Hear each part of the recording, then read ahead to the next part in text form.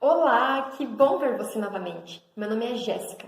Seja muito bem-vindo à quinta videoaula sobre semicondutores. Na aula passada, nós vimos o funcionamento do processo de dopagem. Agora, começo falando de mais um processo importantíssimo para a fabricação de semicondutores, a junção PN. Você lembra que são os semicondutores do tipo P e do tipo N? Bom, na dúvida, é só dar uma revisada na videoaula 3. Uma junção PN é formada na interface de um semicondutor tipo P e um semicondutor tipo N. Mas antes dessa formação, não há nenhum excesso de cargas em ambos os lados. Quando colocadas em contato, deve haver difusão de elétrons para a região P e de buracos para a região N. O resultado é que um excesso de carga positiva surge na região N e um excesso de carga negativa surge na região P. Essa região com excesso de ambos é chamada de região de depleção, o que ocasiona a diferença de potencial. Essa diferença de potencial tende a impedir a passagem de buracos do lado P para o lado N e de elétrons do lado N para o lado P.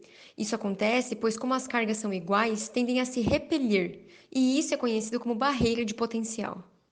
Quando uma junção é polarizada, ou seja, submetida a uma diferença de potencial de um circuito externo, o equilíbrio é alterado. Se a tensão for aplicada no sentido do lado P para o lado N, ela diminui essa barreira de potencial. Desse modo, dizemos que a junção está submetida a uma polarização direta. Como a altura da barreira de potencial diminui, a difusão de elétrons e buracos de um lado para o outro da junção aumenta, produzindo corrente no circuito. Por outro lado, se a tensão for aplicada no sentido do lado N para o lado P, ela aumenta a barreira de potencial. Dizemos então que a junção está submetida a uma polarização reversa, e o efeito é o aumento da altura da barreira, inibindo ainda mais a difusão de elétrons e buracos de um lado para o outro da junção. Com todo esse conhecimento, posso explicar agora sobre o efeito fotovoltaico. Ele pode ser definido como sendo o aparecimento de uma diferença de potencial entre duas camadas de uma fatia de semicondutor, onde as condutividades são opostas. Um lado tem a tendência de receber elétrons e a outra de doar elétrons, assim como já vimos. É um processo que gera tensão ou corrente elétrica quando o fóton proveniente da luz solar atinge o sistema.